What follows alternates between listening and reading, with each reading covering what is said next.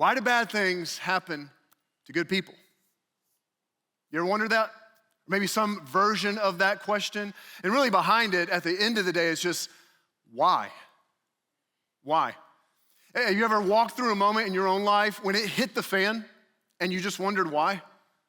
See, I think that the question of why is one of the most natural questions that tends to erupt inside of us whenever it hits the fan in our life.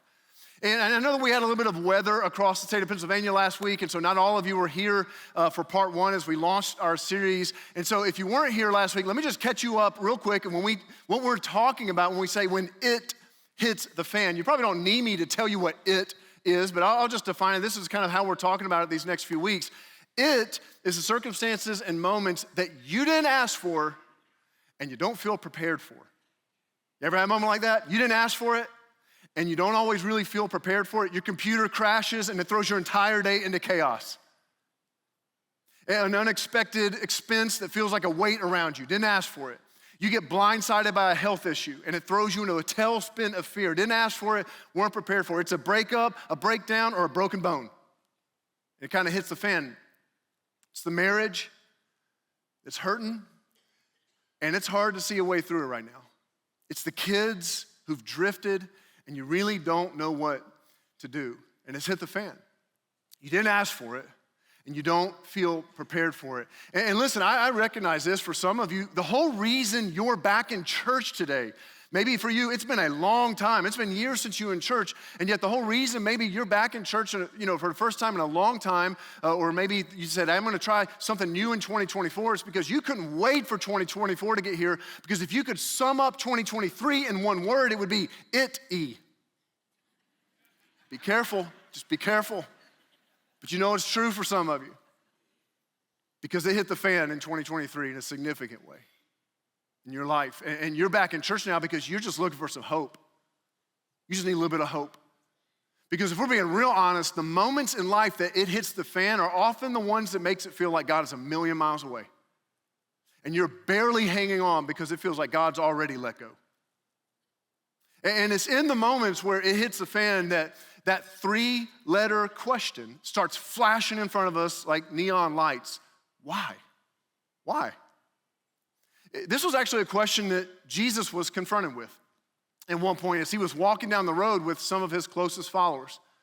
And one of those followers was named John, and John wrote down, it's absolutely remarkable, guys. I mean, I don't know if you ever think about this, but John was an eyewitness to the life of Jesus. He literally for years walked with Jesus and then writes down an eyewitness account that here we are, it's been preserved all these years. We still have an account of it for 2,000 years later. And John records this moment. He was there on the road that day where this why question popped up. And this is what he records. He says, as Jesus was walking along the road one day, he saw a man who had been blind from birth. It hit the fan in this man's life. Rabbi, which means teacher, it was a way that they would refer to Jesus sometimes. Rabbi, his disciples asked, here it is, why? Why was this man born blind? Was it because of his own sins or his parents' sins? Why? Why did this happen? Why did this bad thing happen to this seemingly good person? But see, here's what I find real interesting about this. Even though they're asking a question, they're kind of not asking a question. You see what's implicit to this thing? They're actually also making a statement. See, they've already drawn a conclusion about the situation. And the disciples, without knowing a thing about this man's story, they haven't spent one moment getting to know him. They don't know a thing about his story. They've already made up their mind as to why. They're assuming that any pain, any adversity must be punishment or consequences for sin in that man's life. Let me just soapbox for a moment. You know, this just goes to show us you can be super close to Jesus and still say some really dumb stuff. Especially when we encounter people who've had it hit the fan in their life. And see, our life is going great. It's not hitting the fan in our life in the moment. And in those seasons, it's so easy, isn't it, to make judgment calls about other people's lives and why they're experiencing what they're experiencing without knowing a thing about them. But here's what I want you to see. Here's the real thing I want you to see in this story here. I want you to think about the fundamental way in which they see the world, because it gets revealed here. Here it is. I'll sum it up. I'll make it real simple. Here it is. Here's how they see the world. Do bad things happen to you. Do good things happen to you. That's it. By the way, that's a real convenient way of seeing the world if you're not the one sitting on the side of the road blind. But Jesus, of course, is about to blow all this kind of thinking up. This is what Jesus, how he responded. He said, actually, guys, I added that, but I think he probably said that.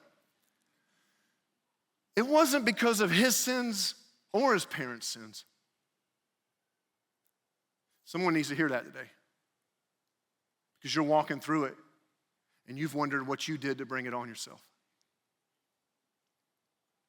Jesus answered, he said, this happened, and listen to this, this happened so the power of God could be seen in him. Guys, that's a game changer right there. It's a game changer idea that Jesus introduced, and when it hits the fan in our life, that is a complete reframing of our pain and hurt and adversity. Jesus saying, in his hurt, yeah, I know this man's blind. I know he's been blind for years. In his blindness, in his hurt, in his pain, in his it hitting the fan, God is at work. God is active. God hasn't abandoned him. God hasn't left him behind. There is a work, or as Jesus says, a power that God can unlock in his life because of his adversity, not in spite of it. See, this thing that happened isn't because he's being punished. It's not because God's angry at him. Let's just make this a little bit more personal, all right? Because some of you need to hear this. The it that you're walking through right now, it's not because you've been abandoned by God. God hasn't let go. Jesus saying to his disciples that day, I think saying to us even here today, he's saying your misunderstanding of the circumstances, see, the way that you misread this whole situation, he's saying to the disciples, it's actually rooted in your misunderstanding of the character of God. See, he's like, you not only don't understand what's happening here, you don't understand God's character. God is not a cosmic vending machine. You guys remember vending? Do they have vending machines anymore? They still make those. You guys ever seen one? All right. For those under 30, let me explain it real quick. It's this giant machine that has all sorts of candies and Funyuns in it. And you go up and you put in your money, you pay your dues, you put in your change, you put in your dollar, and then you beep, beep, beep, beep, beep, and out comes peanut M&Ms. It's the best. Never, ever Twizzlers, ever. Do I have any Twizzlers fans out there? Just raise your hand, proud. All of our campuses right now, just raise your hand. Because as soon as we're done here, down to our front left, at all of our rooms, we have people who'd love to pray for you today. Twizzlers from the pit of Hades. Anyways, I got a thing about them, guys. I'm sorry.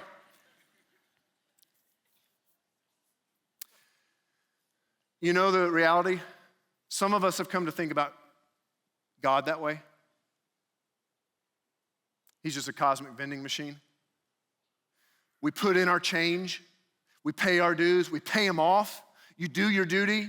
We go to church, there's some change. We read the Bible, there's some change. We give, we serve, and the expectation is, God, you come through for me now. You keep things from hitting the fan in my life because I paid my dues. You keep me safe. You keep us healthy. You keep us from pain now because I put in the change. I just want you to see Jesus is blowing all that up. If you treat God like a cosmic vending machine, then when it hits the fan, you will be rocked. You will be rocked in one of two ways, inevitably. You'll either be overwhelmed by shame. Why? Because you'll be obsessing over what you could have done to deserve it hitting the fan. It's like, I thought I put in enough change. Maybe I need to put more change. Maybe I need to do more. Maybe I didn't read enough. Maybe I didn't pray enough. And then you'll just be thinking, is there more I can do? Is there more I can do? And you'll feel the shame of it all crowding in on you. Or you'll be filled with contempt towards God. Why? Because your cosmic vending machine didn't deliver his end of the deal. And you'll sit there and go, I did it all right. I put in the change and you owe me. And the truth is, some of you have walked away from God. Some of you quiet quit on God. Your family didn't even know, but you know. And the reason why you've walked away is because somewhere along the line, someone put promises in God's mouth that God never made. They told you that if you're just faithful enough and you pray enough and you love enough and you do good, then you'll only be blessed in life and life will get easier, and you did that and it still hit the fan. And you've held God responsible for promises he never made because he never promised that. But guys, Christians don't believe. I just want you to know this. Christians don't believe that if you do enough good things, you'll only receive good things in return. That's not what Christians believe. Christians don't believe that only bad things happen to bad people and good things happen to good people. No. Actually, what Christians believe is that the worst possible thing happened to the best possible person. That out of his deep love for us in Jesus Christ, he pursued us to the point of willingly giving his own life for us, to paying a price that we were unwilling to pay on the cross, where he suffered and bled and died in order to bring us back into relationship with God. It hitting the fan doesn't begin to describe what Jesus experienced. The worst possible thing happening to the best possible person. And if you have a sense of shame today, because it's hit the fan in your life and you've wondered, am I being punished? Is this happening because of something I did? I just want you to hear Jesus today speaking to you, freeing you from that. Saying to you, no. God is with you even now and can work in this moment when it's all hit the fan. And if you're here today and you've got some contempt towards God today because you put in the change and you did the work that you thought you were supposed to do and you didn't get the M&Ms, Jesus is speaking to you as well today. And he's saying, don't walk away from me. Don't walk away from me because of promises someone else put in my mouth that I never made. He says, it's okay to be disappointed with what's happening in your life. Of course it is. When it hits the fan, it's okay to be disappointed, but don't let your disappointment drive you away from me, Jesus is saying. And he says to his disciples that day, and I think to us, he says, I never promised a problem-free, never hits the fan kind of life. But what he promised is that those moments can be transformed. Moments where it hits the fan, it can be transformed into opportunities for God to do a work in you that could not be done any other way. And I just want you to see for a moment, I want you to see what Jesus is doing here by the roadside that day with his first followers. He's completely reframing the question. He's using their why question to lead them to a more important question, and he moves them from asking why to asking what. What might you do in my life, God, through this? What could you do, God, if I open myself up to you working right now, even in this moment where it's hitting the fan? And see, this fundamentally changed those first followers of Jesus in the way they saw their own pain in the moments that it hit the fan in their lives. Because not many years later, after Jesus stood on the road that day and reframed the question from why to what for those disciples, it was going to hit the fan for all of them. All of them. Some of them were publicly beaten because of their faith in Christ. Some of them lost property. Some of them were thrown into jail because of their decision to follow Jesus. Their reputations were tarnished. It hit the fan. And then, as if that weren't enough, there was a massive famine that swept through the region in the first century, which was absolutely devastating. The famine threatened their livelihood. It caused economic hardship that changed the way they went about their day in and day out lives. And I want you to know all that because it's into this setting that one of the early leaders in the church named James writes a letter. And he gets straight to the point as to how God might use our hit-the-fan moments. And let me just say up front, there's nothing particularly fun about reading to you what I'm about to read to you about what James wrote. It's incredibly challenging, as you'll see in just a moment. Just remember, though, I didn't write it. So send your emails to James. All right. This is how he starts. He says, dear brothers and sisters, when troubles of any kind come your way, now just pause there for a second. When troubles, when it hits the fan, when troubles, not if, not they might, not they could, but when the pregnancy test comes back negative again, when the job falls through, when the relationship ends, when you face disappointment of not making the team, when you get singled out at work because you were the one person who didn't cut corners ethically, when troubles hit of any kind, when they come your way. And here's the part I don't particularly like. Remember, I'm just reading you what someone else wrote. James said, then consider it an opportunity for great joy. Now, that couldn't be right, James. You must have got that messed up right there. No, it's joy. Now, my guess is that I could ask you right now to list out the top 100 things that bring you joy in your life, and the word troubles is not gonna make your list. I'd put Twizzlers on there before I'd put Troubles on there. Only one spot ahead of it, but I'd still put it on there before that. I think James in some ways is saying, you're right, of course. Naturally, there's no way we'd see the moments that it hits the fan in our lives as joy, of course. But you have a choice in the matter. This is what he's saying. You have a choice as to how you see it. Which is why he says, consider it. Give it some thought. Reflect on it. Think about it. I think for most of us, see, the reality is for most of us, we tend to hold a if-then perspective on happiness. If-then when it comes to our happiness. And let me just explain what I mean. An if-then perspective on happiness is this. When you live with the conviction of if this happens or if that happens, then I'll be happy. If this circumstance changes or whatever, or if I finally get that, or if I can look that way, or if I can weigh that much, or if I get married, or if we have children, or if I get the promotion, or if I get in that salary range, or if the Eagles can stop someone on third down, that's not too much to ask for, guys. I mean, that's not too much to ask for. Anyways, about to go off the rails. All right. You get it? It's the ifs, right? It's so easy to convince ourselves that if we, we drift into this belief that if our circumstances would just change, then we could be happy. Then we'll be happy. But you know this. The problem with the if-then mentality is that the ifs are never really satisfied, are they? I mean, you know this because some of you've gotten all the ifs you've ever wanted and you still have more ifs. And that's because, I just need you to lean in on this and hear this. It's because the deepest longings of our heart cannot be met by a change of circumstances. It's not what changes us. We need something deeper to change. And see, James is throwing out an incredibly compelling thought here for any of us who want to experience something more than just fleeting if-then happiness when our circumstances happen to be working out, when we want them. He's talking about something different. He's talking about joy that can exist in every circumstance that we face. Yeah, even when it hits the fan. Well, how? James is like, I'm glad you asked, because he goes on. He says, for you know that when your faith is tested, your endurance has a chance to grow. So let it grow. For when your endurance is fully developed, you can be perfect. You will be perfect and complete, needing nothing.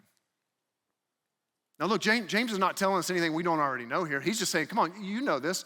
When troubles hit, when it hits the fan, the depth and the genuineness of our faith is tested, isn't it? I mean, he's just kind of saying that's just kind of obvious.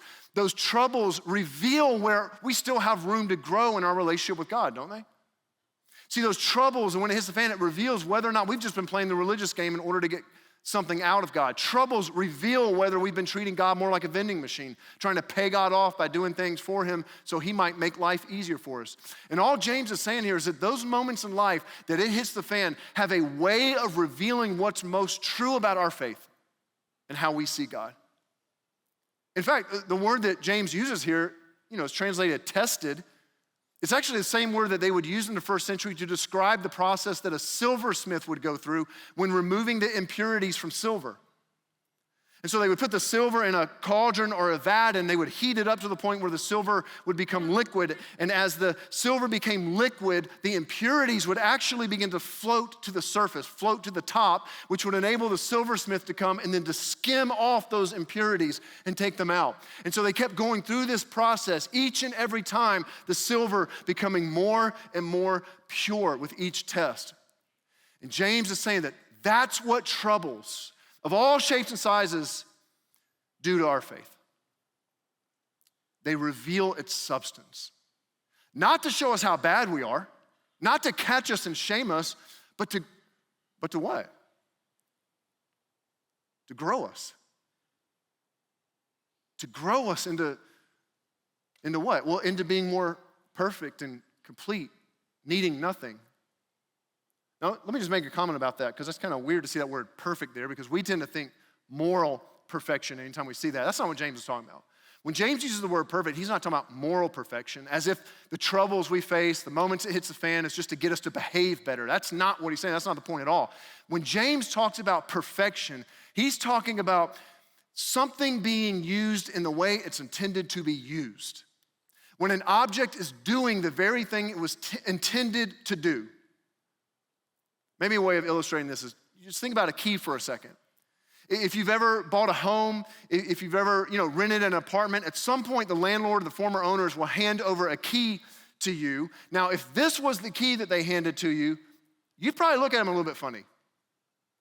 Because that key right there, it has the shape of a key, obviously. You know that it's not gonna work because it hasn't been shaped and it hasn't been formed. Like, that's just a flat key there. There's no markings, there's nothing like that.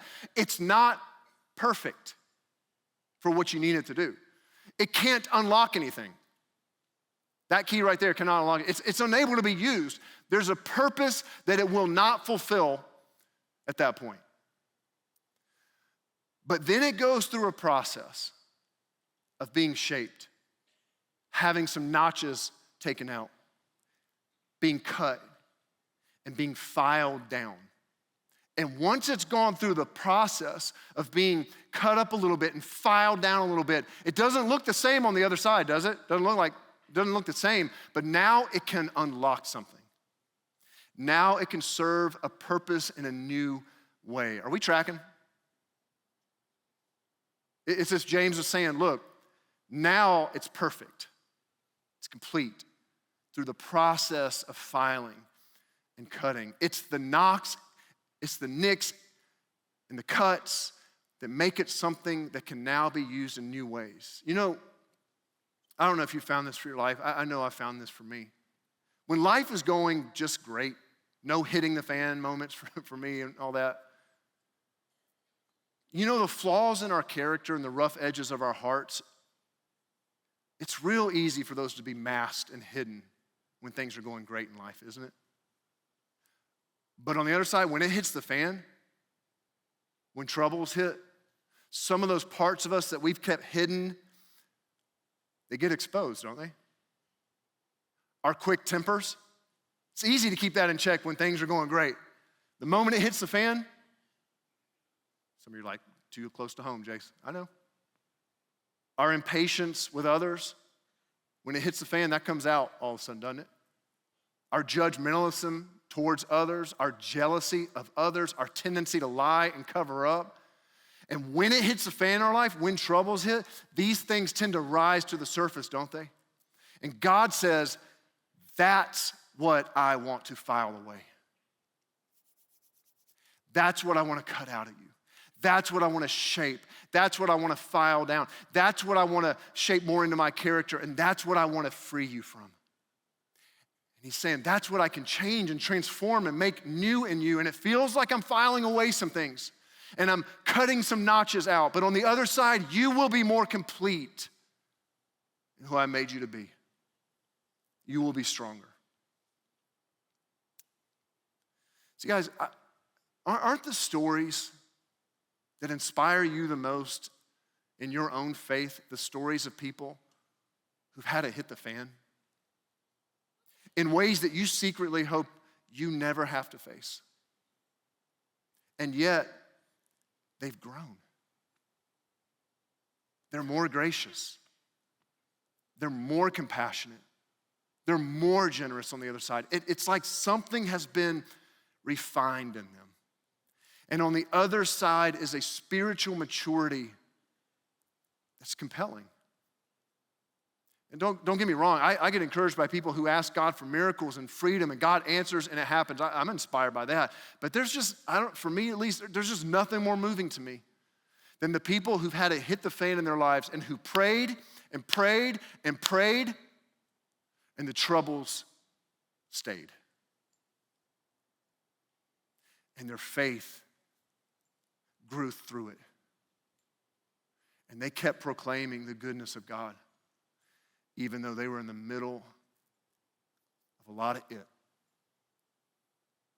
I told you last week, I'll just say it again, you're surrounded right now. If you're in one of our rooms right now, you are surrounded by people who've gone through it. Our church is full of people who've had it hit the fan, couples who've lost children.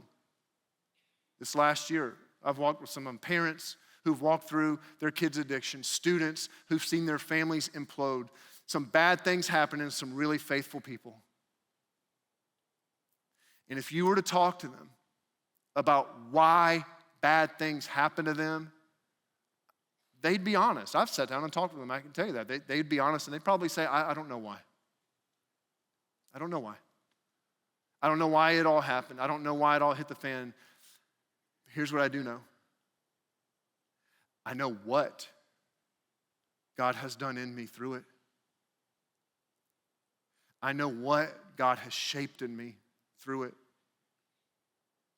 And if you were to ask them about how they chose joy in the middle of it hitting the fan, they tell you about some version of this prayer that you can pray and that I could pray when it hits the fan. And it's just this. God, as long as you have me in it, show me what to get out of it.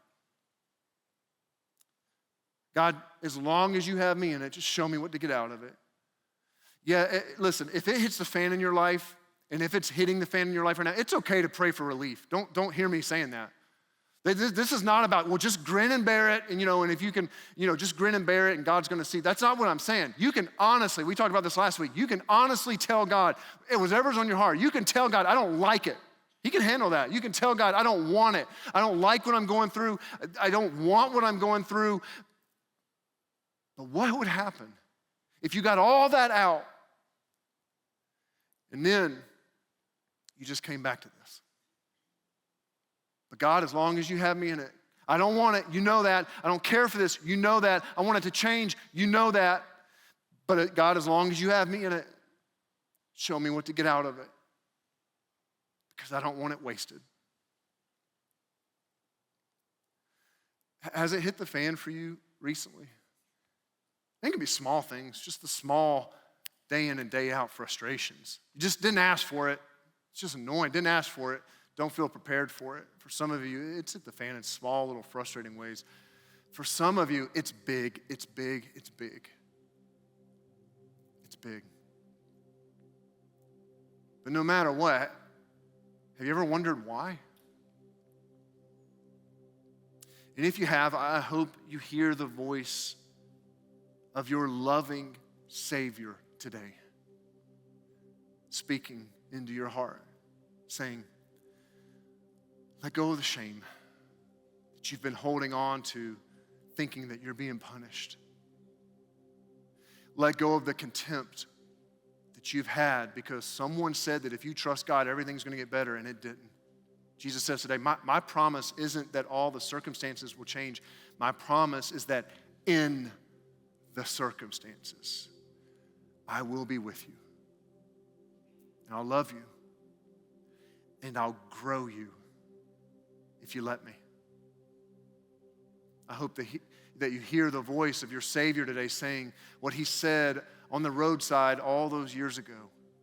That this it right now, it's an opportunity for the power of God to work in you, to be seen in you, to shape you more into his image. And so today, this is my hope for you. This is my prayer for you. I just echo what the writer of Hebrews said. No discipline's enjoyable while it's happening. It's painful. It hurts. Sometimes when we're in it, we don't want to be in it. It's painful. Of course, it's not enjoyable, but afterward, there will be a peaceful harvest, right living for those who are trained in this way. Listen to this. So take a new grip with your tired hands, LCBC. Are you tired today? Because you've been walking through it a little bit. Take a new grip. Strengthen your weak knees. Mark out a straight path for your feet so that those who are weak and lame will not fall but become strong. I know that you wish it was gone. I know that you pray for it to be gone, and maybe God will take it away. I pray he does. But in the meantime, strengthen your tired hands and take a new grip. He can use it to shape you. He can form something in you. It hurts. It's filing away parts of us that we need God to restore, but it will unlock the kind of character that God made you for. So tell him today. Today, maybe for the first time, just tell him, God, as long as you have me in it, show me what to get out of it. And rest on the promise that as you keep those tired hands clinging to Jesus, you will not fall, but become strong. Not because the it went away, but because you went through it with him and discovered something on the other side about who God is and his goodness and his faithfulness that could not be discovered any other way. So, Heavenly Father, I recognize there's a lot of us in this room right now who are going through it. Some of us, it's just the small little things that it's hit the fan in a small way. It's just frustrations, things we didn't plan for. We didn't ask for them to happen this week. Just annoyances. And then some of us, it's deep, and it's been a long time. And man, my heart just breaks for anyone here today who feels like they're walking through it, and yet at the same time, God, would you speak Jesus into our hearts, and would you remind us you have never left us, you have never abandoned us, you are right beside us. Would you remind us today that even though the circumstances may not change, the power of God can be seen in us, the power of God can be unlocked in our lives, and that you can form something in us, you can do something in us in this moment that couldn't be done any other way. So help us to hold loosely our circumstances, but to cling tightly to you, to strengthen our tired hands. And for those of us who are here today, we just need to pray right now. We need to pray, God, as long as you have me in it, show me what to get out of it. Pray that right now if you need to. Just, God, as long as you have me in it, show me what to get out of it. Would you honor that prayer, and would you see us through it? And it's in your name we pray.